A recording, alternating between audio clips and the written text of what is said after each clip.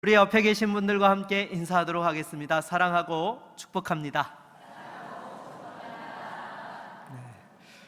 여러분 교회 오시니까 좋으시죠? 지금 교회가 천국입니다, 여러분. 네, 지금 밖에 나가면 사람 살 게 못 되는 것 같아요. 네, 참 하나님 앞에 예배도 드리고 은혜도 받고 또 이렇게 귀한 자리에 불러주신 것에 다시 한번 감사하며 하나님의 기쁨이 충만한 시간 되실 수 있기를 바라겠습니다. 여러분, 우리가 누구나 살아가면서 나름대로 영향력을 끼치며 살아갑니다. 선한 영향력을 끼치는 사람이 있는가 하면 악한 영향력을 끼치는 사람이 있습니다. 여러분, 선한 영향력을 끼치는 사람은 가는 곳마다 사람들에게 환영을 받고 존경과 사랑을 받게 되죠. 반면에 악한 영향력을 끼치는 사람들은 가는 곳마다 상처와 아픔을 남기게 되고 사람들로부터 외면을 받게 되는 것입니다. 실례로 여러분, 신안 증도에서 사역했던 문준경 전도사님이라는 분이 계시죠. 아마 그 기념관에 갔다 오신 분들도 계실 거예요. 시골 섬마을에서 하나님의 은혜를 받아서 복음을 전했던 귀한 여전도사님이셨는데요, 그곳에서 여러분 한국교회 기라성 같은 목사님들이 배출되지 않았습니까? CCC 선교회 김준곤 목사님을 필두로 해서 또 부흥사로 활동했던 이만신 목사님, 또 치유사역자로 활동하는 정태기 목사님 등등 30여 명의 목회자가 배출되었던 것입니다. 반면에 여러분, 북한 정권을 설립한 김일성은 어떻습니까? 여러분, 혹시 이 김일성의 부모님들이 선교사님들의 중매로 결혼했다는 사실 아세요? 여러분, 선교사님들의 중매로 결혼할 정도면은 김일성의 부모님들과 그 할아버지 할머니, 외할아버지 외할머니가 믿음이 좋았을까요? 그냥 그저 그랬을까요? 네, 믿음이 좋았던 거예요. 얼마나 믿음이 좋았으면 선교사님이 정말 아끼고 귀하게 여겨서 선교사님 두 분이 이렇게 양쪽을 이렇게 연결을 해가지고 중매를 했던 그 가정이 김일성 부모님의 가정이었던 것이죠. 그런데 여러분, 이렇게 믿음의 가문에서 태어났건만 도리어 교회를 핍박하고 수많은 목회자와 성도들을 죽였던 것입니다. 지금까지도 2천만 명의 그 북한 주민들이 고통 가운데 살아가고 있는 것이죠. 그렇다면 선한 영향력을 끼치기 위해서는 어떻게 해야 되는 것입니까? 무엇보다 섬기는 자가 되어야 할 줄로 믿습니다. 섬기는 자가 될 때에 선한 영향력을 끼칠 수 있게 되는 거예요.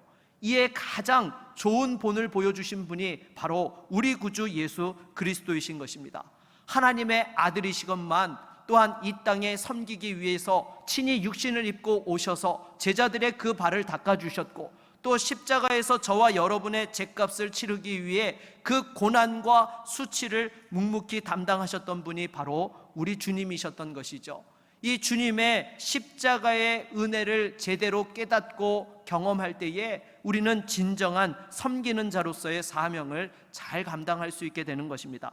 여러분, 오늘도 지난 주일에 이어서 계속해서 섬김에 대한 주제를 가지고 섬기는 자로서 어떤 영향력을 끼쳐야 될지 함께 생각해보는 은혜의 시간이 될 수 있기를 바라겠습니다. 먼저 첫 번째로 사람을 세우는 자가 되어야 합니다. 여러분, 사도 바울은 가는 곳마다 교회를 세우고 사람들을 세웠습니다. 그 대표적인 인물 가운데 하나가 오늘 본문에 등장하고 있는 바로 믿음의 아들 디모데였던 것이죠. 우리 2절 말씀을 같이 한번 읽어보도록 하겠습니다. 2절 말씀입니다. 너는 말씀을 전파하라. 때를 얻든지 못 얻든지 항상 힘쓰라. 범사에 오래 참음과 가르침으로 경책하며 경계하며 권하라. 아멘. 여러분, 사도 바울은 디모데를 믿음으로 세웠을 뿐만 아니라 이 디모데가 다른 사람들을 세워가는 사역자로서의 사명을 잘 감당할 수 있도록 끊임없이 위하여 기도하고 말씀으로 권면하였던 것입니다. 여러분, 기본적으로 성도 역시 어떤 사람이 되어야 하는 것입니까? 바로 복음의 증인으로서 사람을 세우는 사람이 되어야 할 줄로 믿습니다. 그런데 이처럼 하나님의 사람을 세운다라는 것, 복음을 전한다라는 것은요, 결코 짧은 시간에 순식간에 이루어지는 일들이 아니라는 것입니다. 정말로 오래 참음이 있어야 되는 것이죠. 여러분, 한 영혼을 주님께로 인도하는데도 여러분 얼마나 오랫동안 기도하고, 어떤 경우에는 수십 년, 아니 내가 천국 가고 난 이후에서야 주님께로 인도함을 받는 그런 일들도 있다라는 것입니다. 그래서 무엇보다도 사람을 세우고 복음을 전한다는 것은 오래 참음과 가르침으로 끊임없이 돌보아야 하는 것이죠. 당장에 여러분, 아기가 태어나서 사람 구실을 하려면 어떻게 해야 돼요? 그 부모의 끊임없는 사랑과 돌봄이 필요한 것입니다. 말을 가르치는 과정에서도 그렇잖아요. 여러분, 옹알이도 못할 때부터 끊임없이 말을 가르칩니다. 그리고 뭔가 비스무리한 소리를 내면 어떻게 해요? 난리가 나죠. 엄마 엄마 했다고. 그래서 정작 가서 들어보면 옆에 있는 사람들은 뭘로 들려요? 네, 그냥 마마 하는 것처럼 들리는 거예요. 아직 엄마를 못했는데 막 이 부모들은 엄마 했다고, 아빠 했다고 난리가 나가지고 그냥 막 어쩔 줄을 몰라 하는 것입니다. 그런데 여러분, 이렇게 엄마 아빠의 수고로 말미암아서 아이들이 말을 배우고 걷기 시작하고 또한 성장해서 사람 구실을 하게 되는 것입니다. 그와 같이 우리도 믿음 안에서 성장해 나아갈 뿐만 아니라 다른 사람을 세울 수 있는 믿음의 사람이 되어야 할 줄로 믿습니다. 이에 베드로가 또한 그의 대표적인 사람인 것이죠. 정말로 고기를 낚는 어부에 불과했던 사람이 예수님을 만나서 믿음이 성장하고 사람 낚는 어부로서, 사도로서의 그 사명을 감당하게 되었던 것입니다. 그래서 나중에 평생 성전 문 앞에서 구걸하고 있던 그 안진뱅이를 향해서 뭐라고 합니까? 은과 금은 내게 없거니와 내게 있는 이것을 내게 주노니 나사렛 예수 그리스도의 이름으로 일어나 걸으라. 그 손을 잡고 일으킬 때에 평생 안진뱅이로 살았던 그 사람이 일어나 걷기도 하고 뛰기도 하며 하나님을 찬양하며 새로운 삶을 시작하게 되었던 것입니다. 그렇다면 구체적으로 사람을 세우기 위해서는 어떻게 해야 되는 것입니까? 여러분, 어떻게 해야 되죠? 말씀과 기도. 네, 여러분, 말씀과 기도는 기본인 거예요. 정말 연약한 자들을 위해서 기도하고 말씀으로 권면하고 우리의 삶으로 보여주어야 되는 것이죠. 그리고 이에 더하여서 우리가 또한 정말 신경 써야 될 것 중에 하나가 무엇이 있어요? 우리의 말이라는 것이죠. 여러분, 사람의 말은요, 사람을 세우기도 하고 넘어뜨리기도 하는 것입니다. 그래서 정말로 사람을 세우기 위해서는요, 무엇보다 격려하는 말들을 통하여서 또 위로하며 하나님 앞에서 정말 바른 말로써 사람을 세워가야 되는 것입니다.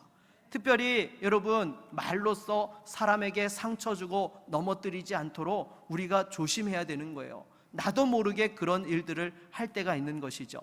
우리 옆에 있는 분들과 한번 이렇게 인사하도록 하겠습니다. 믿음의 말로 사람을 세웁시다. 네, 정말로 하나님 앞에서 말씀과 기도로 또 믿음의 말로 사람을 세워갈 수 있는 우리 모두가 되기를 바라겠습니다. 두 번째로는요, 새로운 사역의 개척자가 되어야 합니다. 여러분, 사도 바울은 사역을 감당하면서 항상 추구했던 것 중 하나가 무엇이 있었어요? 남들이 복음을 전하지 않은 곳에 가서 복음을 전하고 교회를 세우고자 하였던 것입니다. 그래서 로마서 15장 20절 말씀을 보면 이와 같이 말씀을 해요. 우리 한번 같이 읽어보도록 하겠습니다. 또 내가 그리스도의 이름을 부르는 곳에는 복음을 전하지 않기를 힘썼나니 이는 남의 터 위에 건축하지 아니하려 함이라. 아멘. 여러분, 사도 바울은 늘 새로운 지역에 가서 복음을 전하고 사람들을 세웠던 것이죠. 그리고 이렇게 어느 정도 자리가 잡히면 누구를 또 보냈어요? 믿음의 아들 디모데를 보내어서 그곳에서 또한 사도 바울의 사역을 이어갈 수 있도록 또 다른 사람들을 세우는 그 역할들을 할 수 있도록 하게 했던 것이죠. 여러분, 얼마나 아름답고 귀한 일인 것입니까? 그런데 여러분, 우리 교회도요, 실은요, 구미에 교회를 세우는 교회로서 사명을 감당해 왔다는 거 여러분 아시죠? 1970년대에 우리 교회가 7교회 비전을 가지고 우리 이전 목사님들이 그것을 위해서 기도하면서 여러분, 목장교회를 우리 교회에서 또 이렇게 개척을 했고요. 그리고 또한 여러분, 지산교회도 우리 교회에서 설립을 했던 것입니다. 그리고 사곡제일교회도 우리 교회에서 설립을 했던 것이죠. 그래서 우리 교회는요, 무엇보다도 교회가 없는 곳에 교회를 사명하는 세우는 교회로서의 사명을 지금까지 감당해 왔던 교회가 우리 구미제일교회인 것입니다. 제가 부임해서도요 6개월 동안 어디로 교회를 옮겨야 될지 정말 샅샅이 다 뒤졌습니다. 그리고 괜찮다고 찍었던 자리가 5군데 정도 있었는데 그 중에 2곳에 스타벅스가 들어왔어요. 제가 그래도 땅 보는 눈이 조금 있는 것 같습니다. 근데 아무튼 첫 번째로 가장 눈에 들어왔던 자리는 어디였을까요?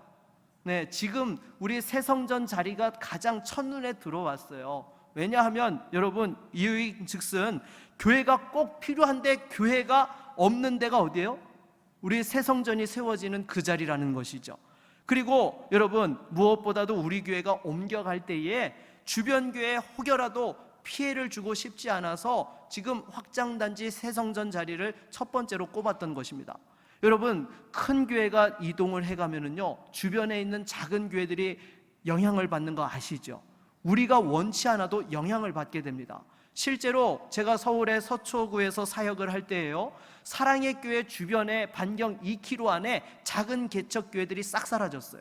여러분 생각해 보십시오. 정말 그 최고의 시설로 또 정말 은혜로운 예배와 또 주일학교 교육부터 모든 것이 완벽하게 이루어지고 있는데 개척교회가 어떻게 살아남겠습니까? 그곳에 반경 2km 안에 살아남은 교회는요 2,000명 이상 모이는 교회들만 살아남았어요. 그래서 우리 교회가 옮겨갈 때에도 정말 작은 교회에 피해를 주지 않고 본질적인 복음 전도의 사역을 감당할 수 있는 곳으로 하나님 인도해달라고 기도하면서 그 꼽았던 곳이 지금 새성전의 자리인 것이죠. 사랑하는 여러분, 우리가 이제 새성전 입당을 앞두고 있는데요, 정말 이곳에서는요 우리가 다시 한번 마음을 새롭게 하여서 개척자의 심정으로서 또한 지역 복음화를 위해 달려가야 될 줄로 믿습니다. 다시 한번 교회가 없는 곳에 교회를 세우고 다음 세대 비전을 이루어갈 수 있는 저와 여러분 모두가 되기를 주의 이름으로 축복합니다. 세 번째로는 위대한 목표를 깨닫게 하는 자가 되어야 하는 것입니다. 여러분 우리 주변을 보게 되면 참으로 열심히 사는 분들이 많습니다. 하지만 그들에게 왜 그렇게 열심히 사느냐라고 물으면 대부분 이렇게 대답을 합니다.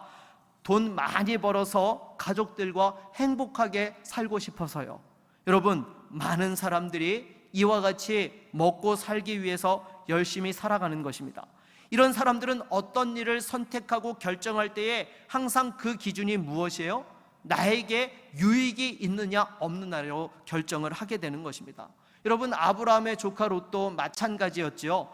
이 아브라함과 조카 롯이 양을 치는 데에 하나님이 축복을 주셔서 더 이상 함께 거주할 수 없는 상황이 벌어지게 된 것입니다.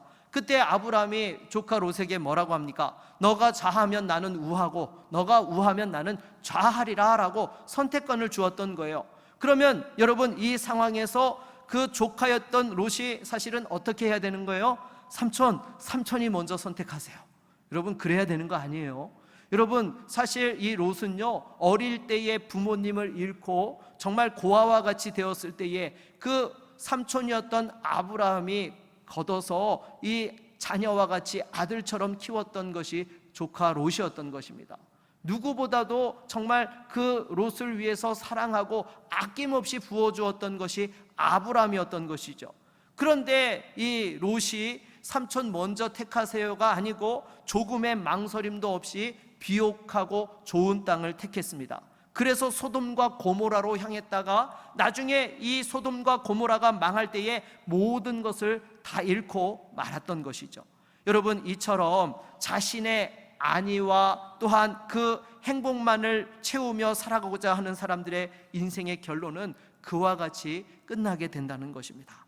여러분 그러나 위대한 목표를 가지고 살았던 사람들은요 섬김을 통해서 민족을 살리고 다른 사람들을 세우며 또 그와 같은 위대한 목표에 헌신하게 한다라는 것입니다. 여러분 2018년에 소천하신 빌리 그레이엄이라는 목사님 아시죠? 이분이 정말 세계 복음화를 위해서 큰 비전을 가지고 전 세계를 무대로 복음을 전했던 그러한 목사님이셨습니다. 우리나라에도 1974년에 여의도에서 엑스플로 74라는 대규모 전도 집회에 강사로 오셔가지고 한국 교회가 다시 한번 엄청난 성장을 할 수 있는 그 불을 지폈던 분이 이 빌리 그레이엄 목사님이셨던 것이죠. 당시에 5박 6일 동안 집회를 하면서 연인원 32만 3,419명이 참석했다고 합니다.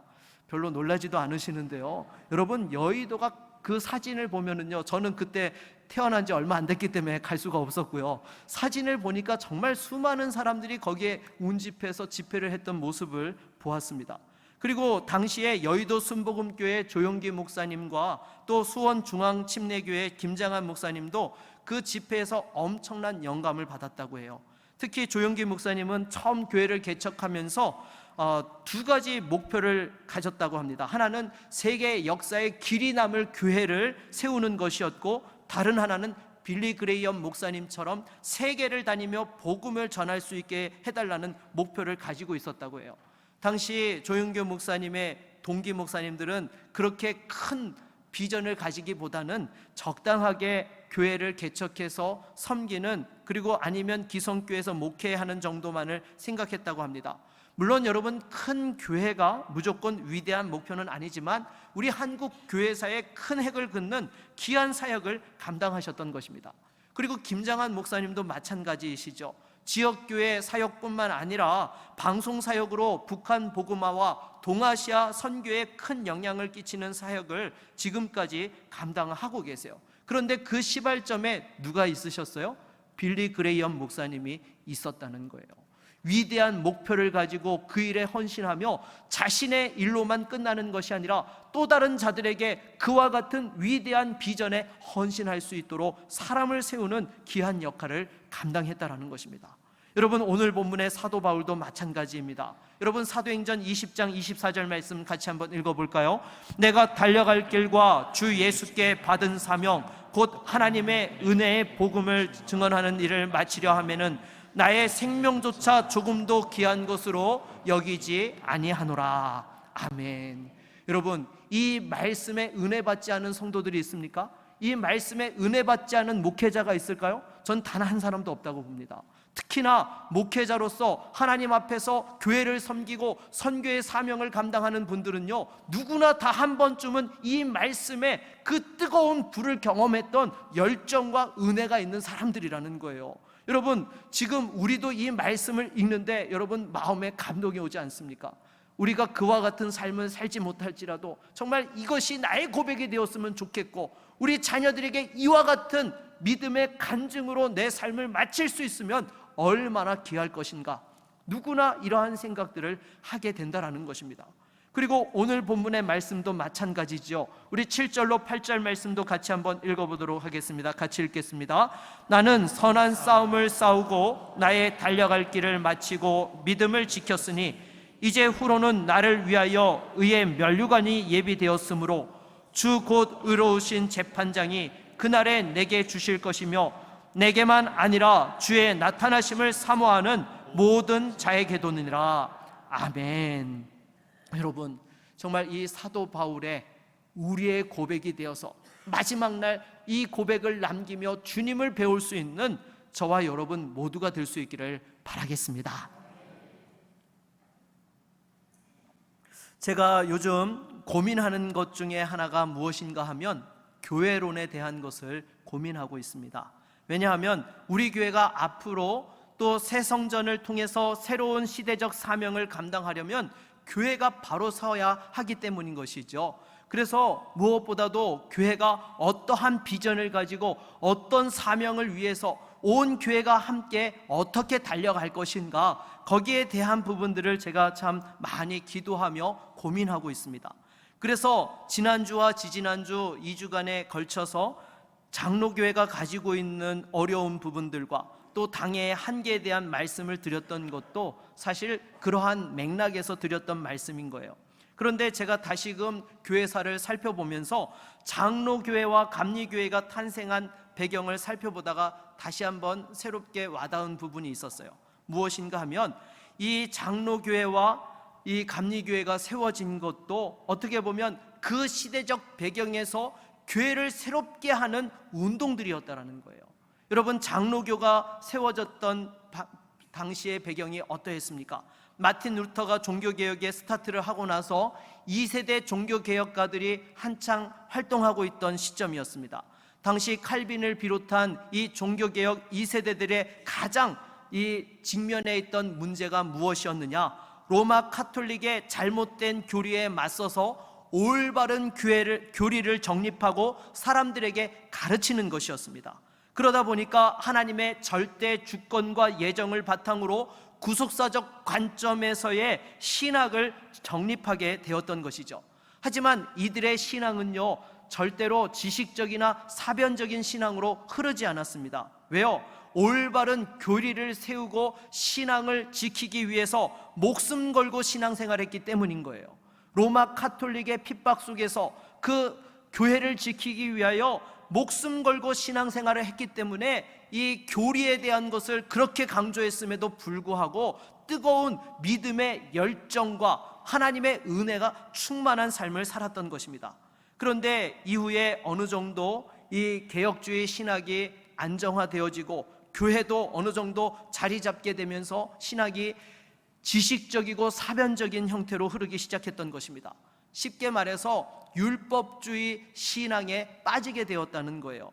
아무래도 여러분, 교리를 세우고 지킨다라는 것은요, 이성적인 그러한 부분 요소들이 강하기 때문인 것입니다.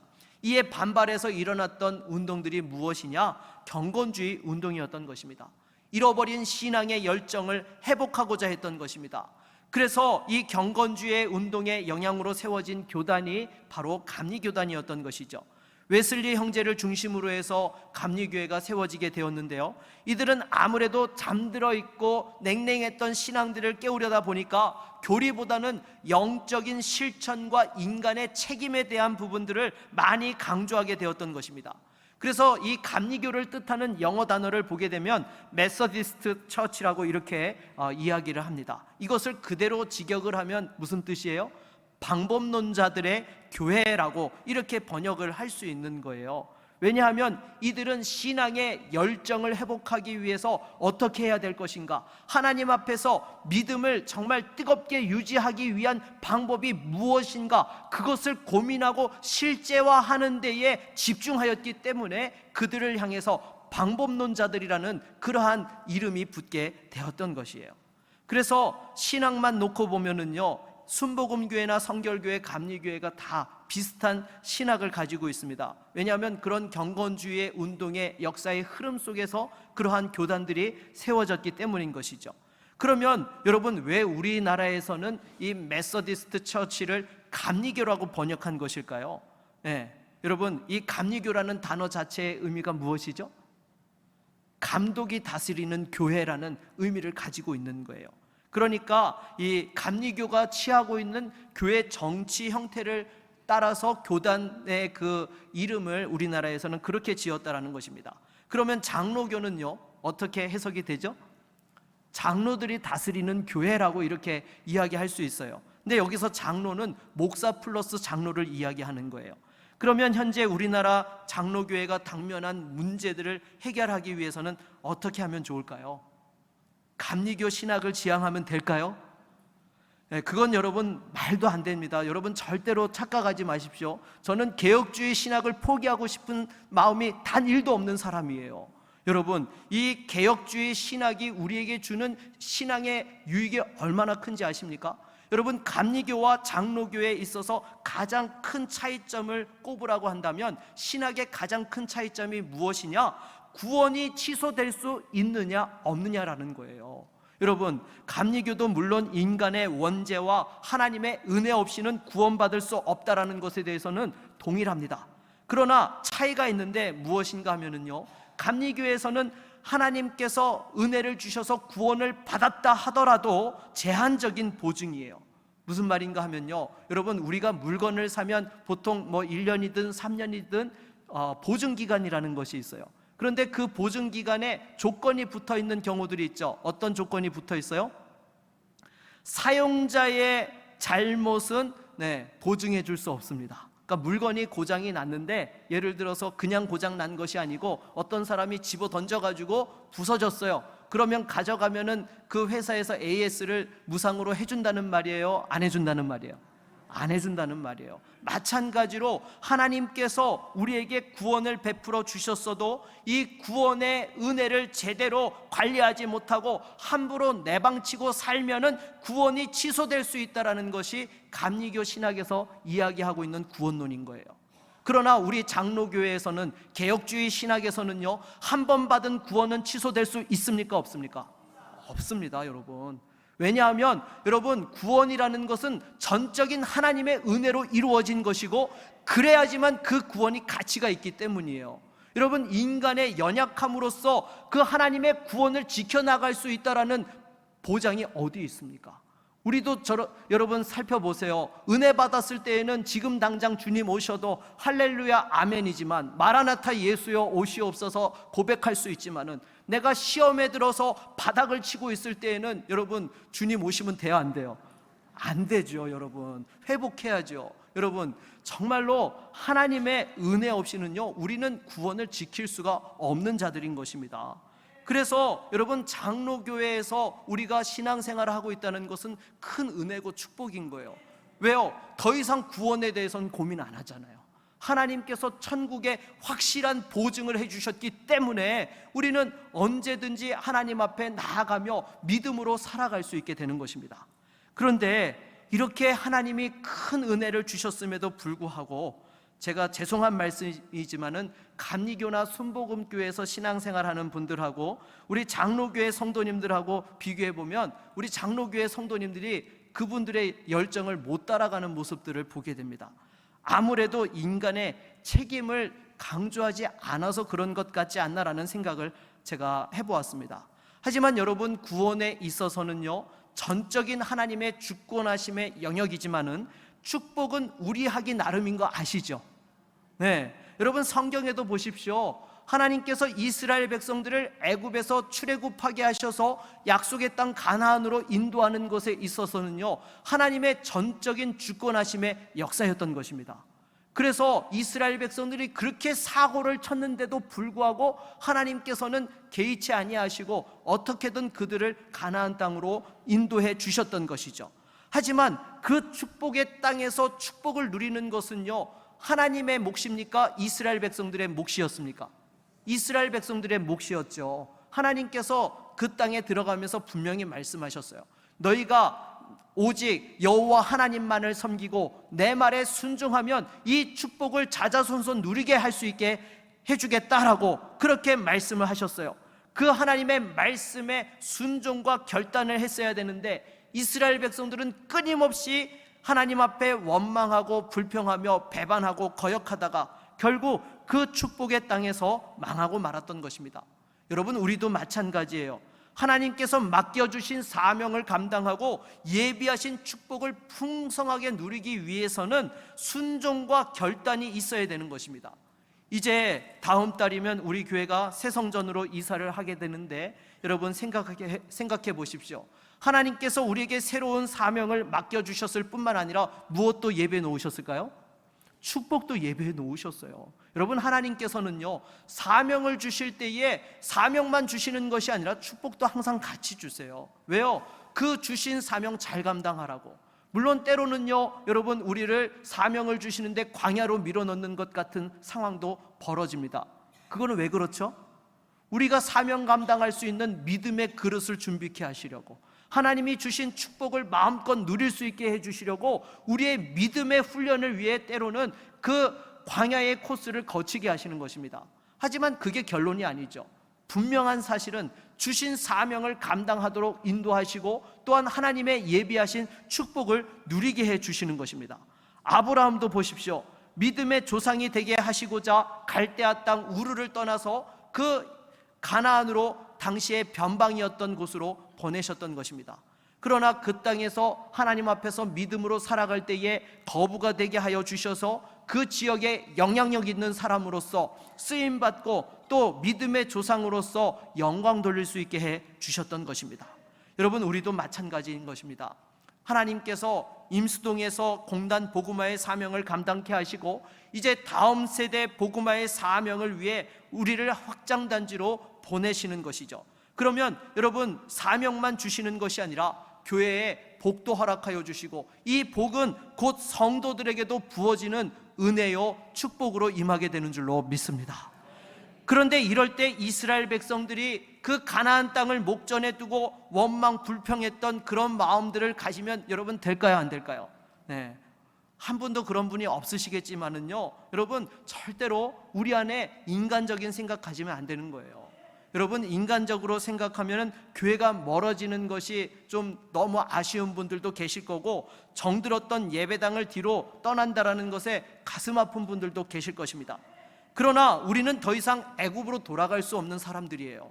하나님께서 이끄시는 그 약속의 땅 가나안을 향해서 사명을 감당하기 위하여 나아가는 것이 바로 저와 여러분들인 것이죠.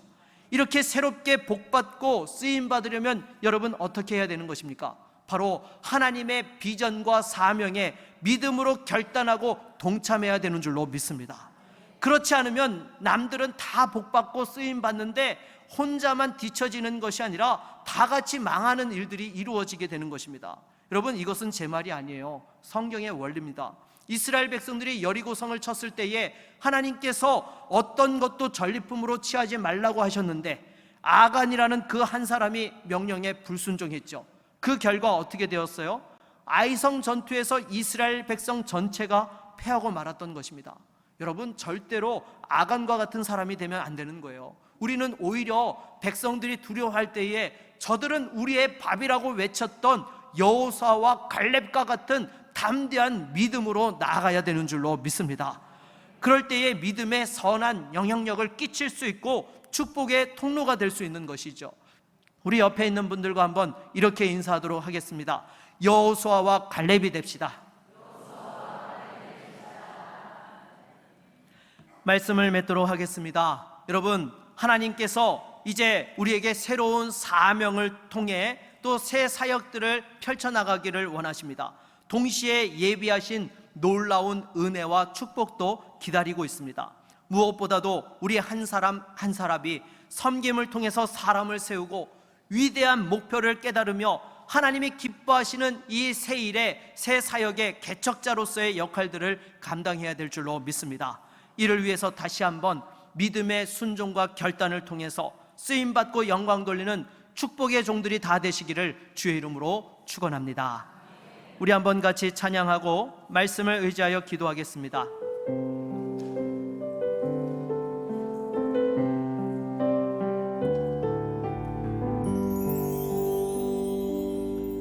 세상 모든 민족이 구원을 얻기까지 쉬지 않으시는 하나님, 주의 심장 가지고 우리 이제 일어나 주 따르게 하소서. 세상 모든 육체가 주의 영광 보도록 우릴 부르시는 하나님, 주의 손과 발 되어 세상을 치유하며 주 섬기게 하소서.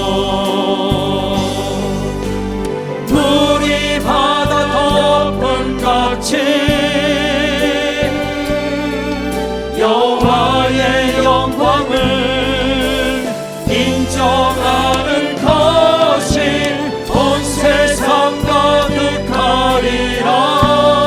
물이 바다 덮음같이 물이 바다 덮음같이 물이 바다 덮음같이 물이 바다 덮음같이 보리라 그날에